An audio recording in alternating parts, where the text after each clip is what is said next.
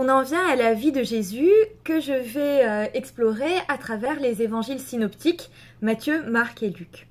Donc je vais prendre les épisodes clés que l'on retrouve dans ces différents évangiles en distinguant deux grandes périodes. On peut en fait distinguer la période en Galilée de la période à Jérusalem. En fait, la période en Galilée va être celle où Jésus va s'entourer,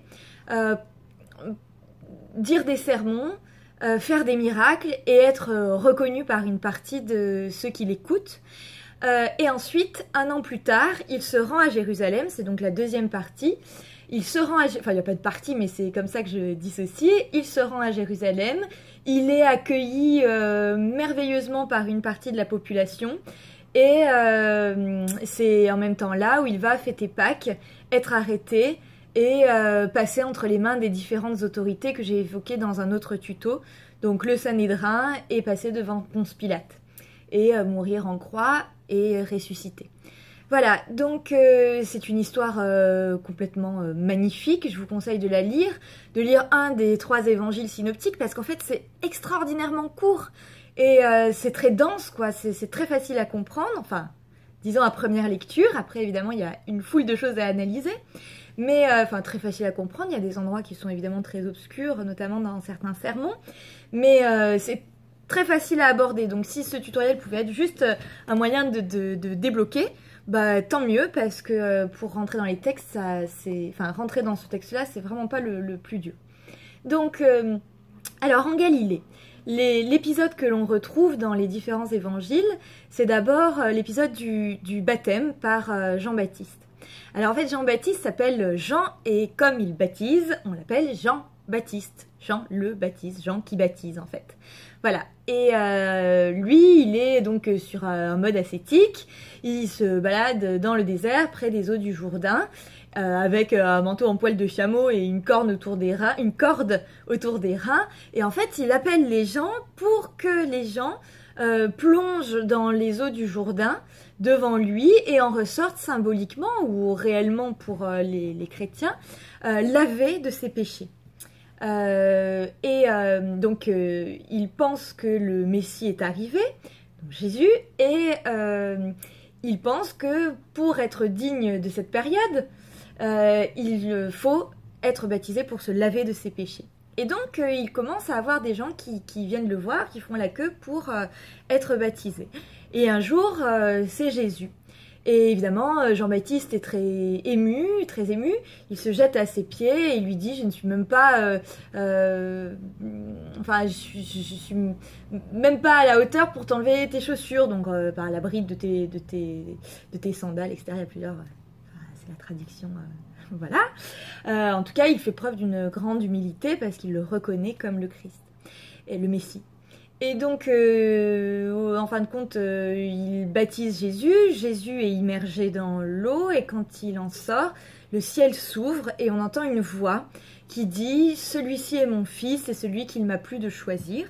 Et en fait, cette voix va réapparaître un petit peu sous la même forme quand Jésus sera sur la croix, ce que je raconterai plus tard. Voilà, donc... voilà pour le baptême de Jésus.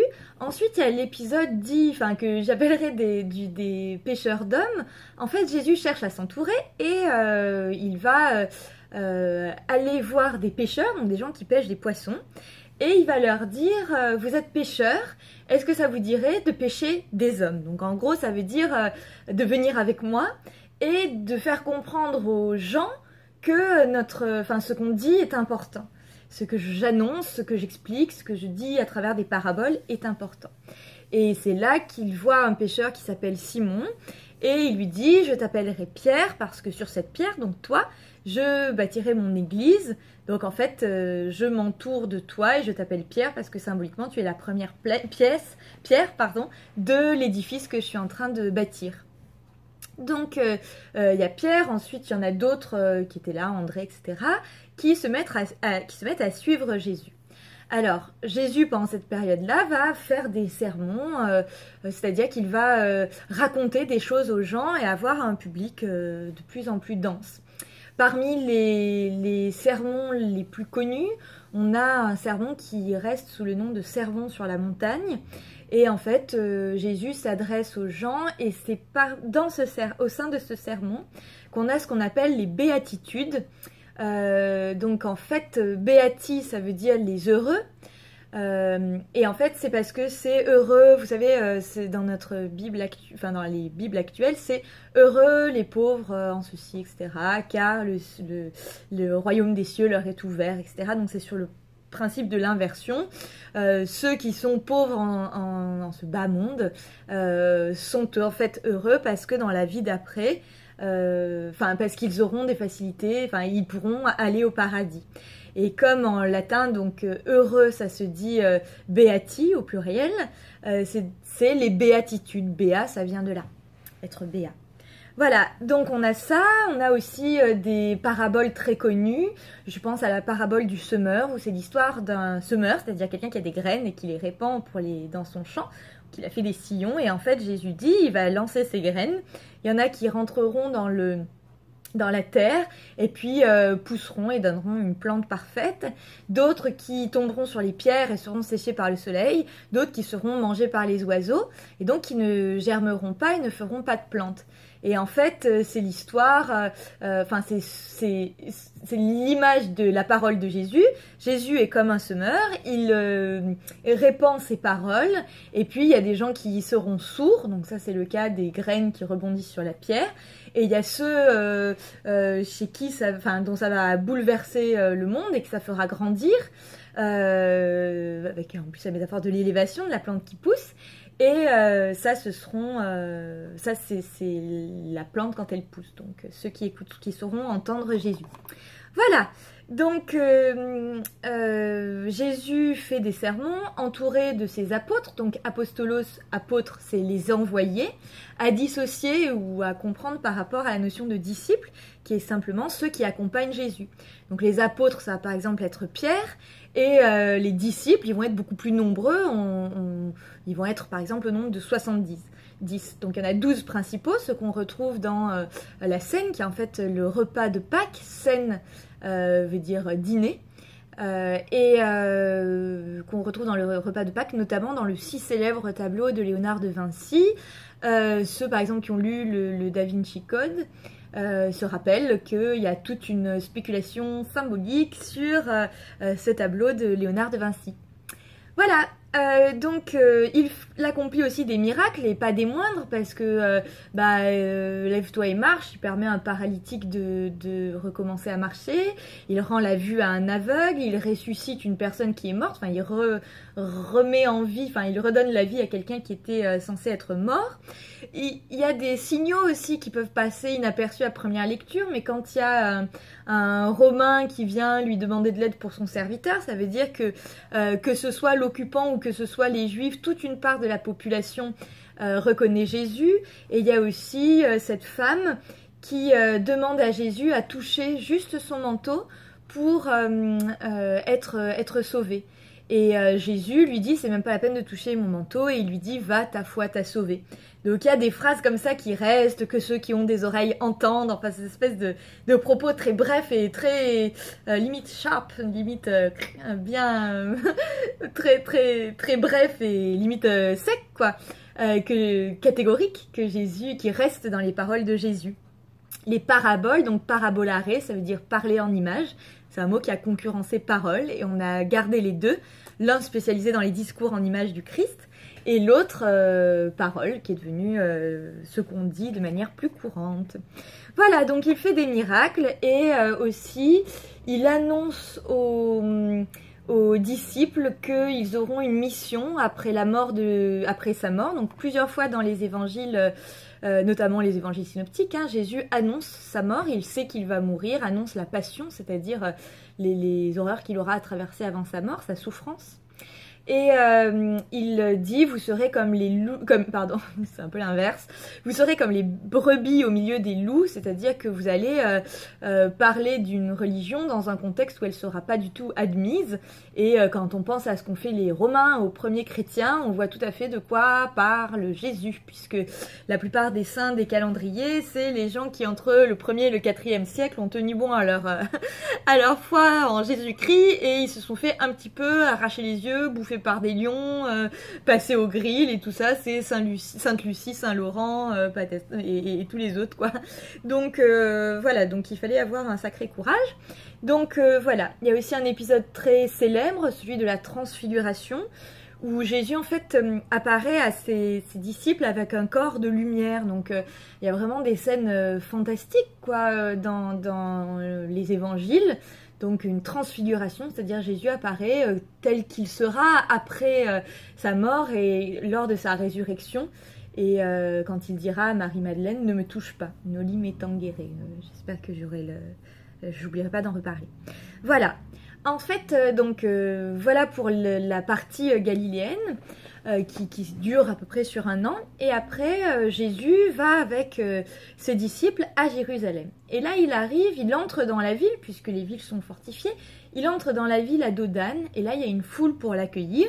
Et la foule lui fait un chemin, comme on dirait aujourd'hui un tapis rouge en fait, et jette ses manteaux par terre, ainsi que des rameaux, c'est-à-dire des branches d'arbres, pour qu'il ait comme un tapis devant lui pour l'accueillir dans la ville.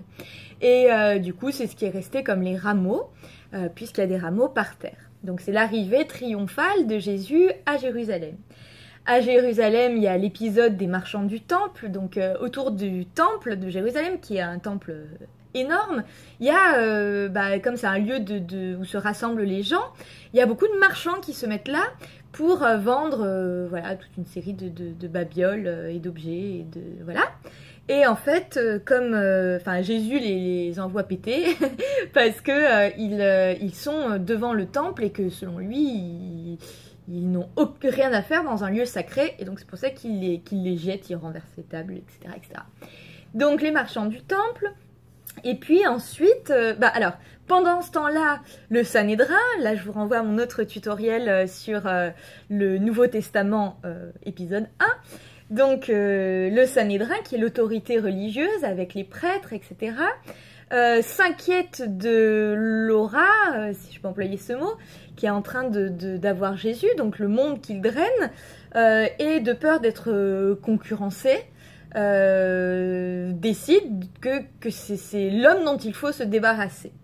Et là, il y a Judas qui vient de lui-même leur dire, voilà, moi je fréquente Jésus, si vous voulez l'arrêter et que vous ne savez pas lequel d'entre nous c'est, je vous le montrerai en lui faisant un baiser. Comme ça, il ne se souciera, il ne verra pas ça comme, voilà, il se doutera pas que c'est pour le dénoncer. Et vous allez pouvoir l'arrêter, ce qui est quand même le signe du coup de poignard dans le dos. Quand vous serrez quelqu'un contre vous et vous le poignardez dans le dos, là, il lui fait un baiser pour causer sa mort, donc c'est un symbole assez atroce. Voilà, donc Judas s'entend avec le Sanhédrin, et pendant ce temps-là, Jésus prépare la Pâque avec les apôtres. Et alors, parce que, attention scoop, Jésus est juif, quoi, donc il fête Pâques. Et donc la scène, c'est la représentation du repas de Pâques entre Jésus et les autres. Et donc Jésus, encore une fois, annonce sa mort, et il prend sur la table le pain, il le coupe, et il dit « Mangez-en, car ceci est mon corps ». Et après, il prend le vin, et il dit « Buvez-en tous, car ceci est mon sang ». Et c'est ce qui est resté donc, dans la communion, hein, l'hostie représente le pain partagé. Et vous savez qu'on communie aussi avec, enfin que les chrétiens communient aussi avec, en buvant dans la même coupe de vin. Voilà. Voilà. Ensuite, il y a le repas de Pâques. Et il dit, voilà, vous allez enfin, quelqu'un va me trahir. Alors tout le monde dit non, non, non, non, non, on ne te trahira jamais, etc., etc. Et il dit celui qui va me trahir a la main dans le plat. Et là, je vous interpelle parce que à chaque fois, enfin, dans les représentations traditionnelles de ce qu'on appelle la Sainte Seine, il y a un personnage qui a la main dans le plat. Et en fait, c'est Judas, puisque Judas va trahir Jésus spoiler, mais vous, je pense que certains d'entre vous le savent déjà. Donc voilà, et en fait Judas fait non, non, c'est pas moi, quoi, non, bien sûr que non, bon voilà. Et Pierre dit à Jésus, moi, Jésus, je ne te trahirai jamais. Et là, Jésus lui dit, avant que le coq ait chanté, tu m'auras trahi 3 fois. Donc ça glace un peu le sang, quoi. Ils sont, voilà, pris la main dans le sac avant même qu'il y ait un sac où pouvoir mettre la main. Voilà. Et donc, au bout d'un moment, les Romains arrivent pour arrêter Jésus. Donc, je renvoie à mon tuto qui explique la situation politique pour comprendre ce que font les Romains ici.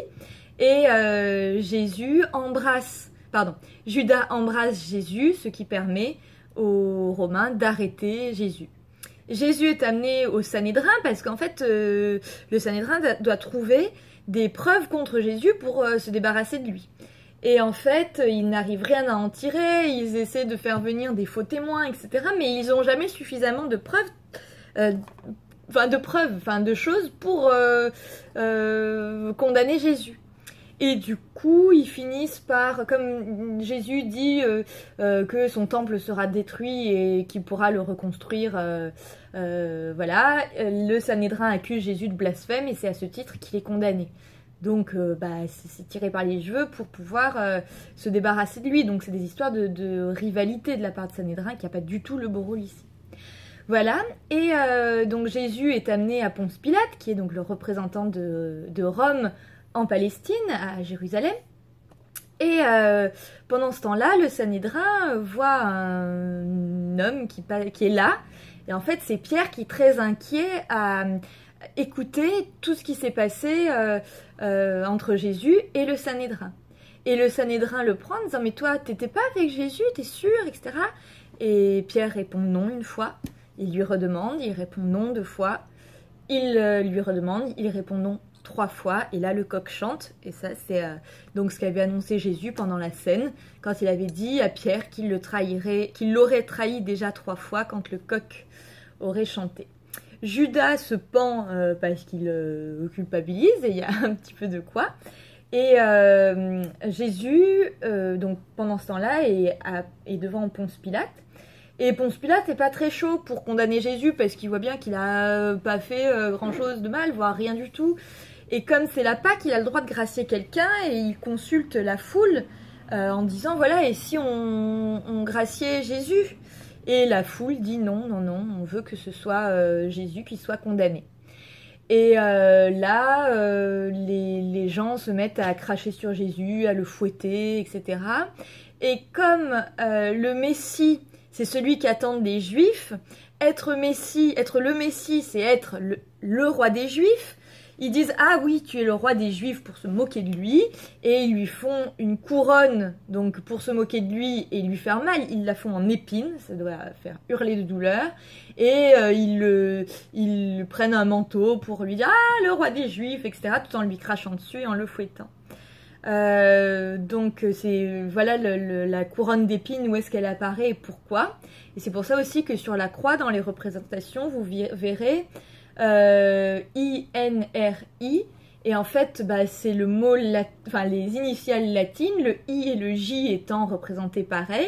Donc c'est Jésus de Nazareth en latin évidemment, donc IN, roi des Juifs, RI.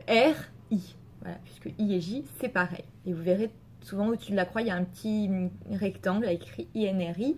Et toujours, ils l'ont mis là, mais c'est ironiquement, enfin par vilaine ironie, quoi.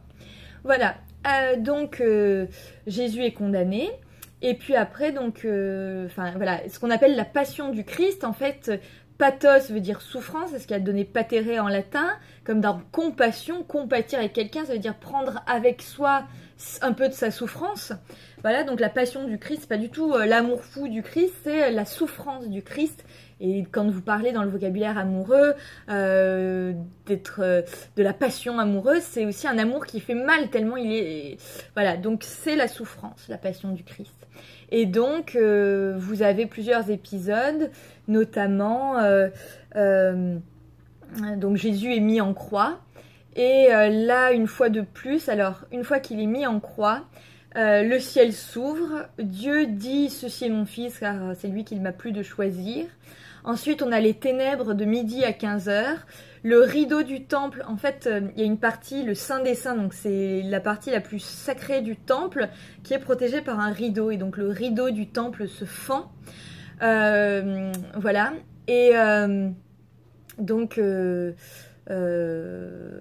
voilà. Et après, vous avez d'autres épisodes qui ne sont pas forcément dans tous les évangiles, avec le Romain qui perce le flanc du Christ. C'est pour ça qu'il a une coupure ici, enfin une plaie ouverte ici sur certaines représentations, parce que donc il y aurait eu un Romain qui avait voulu l'achever en le reconnaissant comme le Christ. C'est là où le Christ dit « Pardonne-leur, ils ne savent pas ce qu'ils font ». C'est là où il dit aussi Père, Père, pourquoi m'as-tu abandonné ?» Donc voilà, ces épisodes très connus sont dans les évangiles. Et en fait, donc Jésus meurt en croix. Et en fait, après, pour sa mise au tombeau, il y a un riche qui a reconnu Jésus et qui demande à Pilate de restituer le corps de Jésus. Pilate accepte et c'est comme ça que Jésus peut être enterré. Cette riche personne avait fait excaver un rocher parce que c'était comme ça que qu'on enterrait les riches. C'était pas enterré puisque c'était pas dans la terre littéralement, mais c'était dans la roche. Donc on excavait les rochers, on mettait une pierre en forme de roue pour bloquer l'entrée et c'est là que le corps des défunts reposait. Et ils étaient embaumés pour que ça ne sente pas trop mauvais, quoi. Voilà, donc petit détail concret. Voilà, et donc ils le mettent au tombeau là, et le Sanhédrin méfiant dit « Écoutez, comme il est rusé, il risque de dire à ses disciples de venir dérober le corps pour faire croire aux naïfs que ce qu'il disait était vrai, et faire disparaître le corps et dire « Oh là là, ça veut bien dire ce qu'il avait annoncé, etc. » Donc là encore, des Romains sont là, et ils gardent ici le tombeau. Et en fait, quelques jours plus tard, 3 femmes de l'entourage du Christ viennent au tombeau, et il y a les 2 gardes romains, et sur la pierre qui ferme le tombeau, il y a un ange, donc les 2 Romains putent dans les pommes comme des femmelettes, et l'ange dit aux femmes il n'est plus là celui que vous cherchez, et voilà, donc elles partent, et là Marie-Madeleine, donc l'ancienne prostituée, etc., le parfum sur les pieds, tout ça, voit apparaître Jésus dans son corps de lumière, et elle veut l'embrasser avec effusion, et Jésus lui dit « Ne me touche pas », donc en latin « noli me tangere », mais je le dis puisque la formule est restée célèbre, en latin, puisque la Bible était en latin, dans les siècles précédents. Donc, ne me touche pas, parce qu'il n'est pas de nature concrète, corporelle. Il est d'une autre nature, et il dit à Marie-Madeleine d'aller annoncer qu'il est ressuscité, et de dire aux disciples qu'ils se retrouveront en Galilée. Et ça finit par l'apparition de Jésus aux disciples en Galilée.